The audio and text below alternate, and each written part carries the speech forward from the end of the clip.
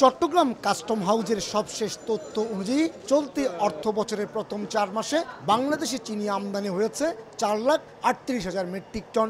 তার বিপরীতে গত অর্থ বছরের এই সময়ে চিনি আমদানি হয়েছিল 6,45,000 মেট্রিক টন, অর্থাৎ 2,07,000 মেট্রিক টন আমদানি ঘাটতি রয়েছে। একইভাবে 1.5 লাখ মেট্রিক টন ঘাটতি রয়েছে ভোজ্য তেল, পাম অয়েল আমদানির ক্ষেত্রেও। তবে এই 4 মাসে 1 লাখ মেট্রিক টন বেশি আমদানি হয়েছে সয়াবিন। তেল এবং চিনি এইগুলো আমদানি হচ্ছে এবং এগুলি আমদানির ক্ষেত্রে আমরা তড়িৎ খালাস পদ্ধতিতে যত দ্রুত সম্ভব এগুলি বন্দর থেকে আমরা ছাড়করণ করার জন্য কাস্টমস কর্তৃপক্ষ থেকে কার্যক্রম গ্রহণ করা হচ্ছে।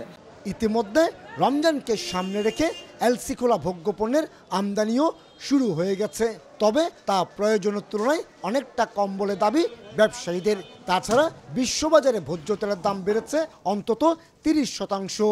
যেভাবে বাজার কমার কথা কিন্তু সেটা কমতেছে না, কারণ আন্তর্জাতিক বাজারটা বেড়ে যাওয়াতে আপনার তেলের বাজারটা কমতেছে না। ব্যাংকে টাকা দিতে পারতেছে না, এখানে সিজনে গেলে ওরা বিভিন্ন ধরনের অজুহাত দেখাচ্ছে।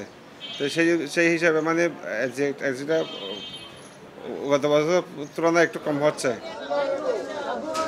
বাড়তে থাকা ভোগ্যপণ্যের দাম নিয়ন্ত্রণে রাখতে বাজার মনিটরিং যেমন প্রয়োজন, ঠিক তেমনি প্রয়োজন এলসি খোলার জন্য ব্যাংকগুলোকে উদার হওয়ার নির্দেশ দেওয়া, আর তাতেই সরবরাহ বাড়বে বাজারে। ভোগ্যপণ্য আমদানির প্রতিবন্ধকতা কাটাতে ট্যারিফ কমানো সহ বেশ কিছু গুরুত্বপূর্ণ পদক্ষেপ নিয়েছে বর্তমান অন্তর্বর্তীকালীন সরকার। তারপরও এলসি খোলার জটিলতায় ব্যবসায়ীদের মধ্যে স্বস্তি না ফেরায় প্রভাব পড়ছে বাজারে, আর তাই বাংলাদেশ ব্যাংকে দ্রুত ব্যবস্থা নেওয়ার কথা বলছে ক্যাব। বাংলাদেশ ব্যাংক বিশেষ করে এলসি নিয়ে ব্যাংকের যে সংকট, এই সংকটটা দূর করার জন্য, ব্যবসায়ীদের ভিতরে আস্থা তৈরি করার জন্য বিশেষ উদ্যোগে যে সমস্ত ব্যবসায়ী আমদানি করে, আমদানিকারকের প্রয়োজনে বিশেষ ব্যবস্থায় তাদের জন্য এলসি ওপেন করা দরকার বলে আমরা মনে করছি। বাংলাদেশে বছরে 18 থেকে 20 লাখ মেট্রিক টন চিনি এবং 22 থেকে 24 লাখ মেট্রিক টন ভোজ্য তেলের চাহিদা রয়েছে। আর রমজান মাসে বাড়তি চাহিদা থাকায় 3 থেকে 6 মাস আগেই এসব পণ্যের আমদানির এলসি খুলেন ব্যবসায়ীরা।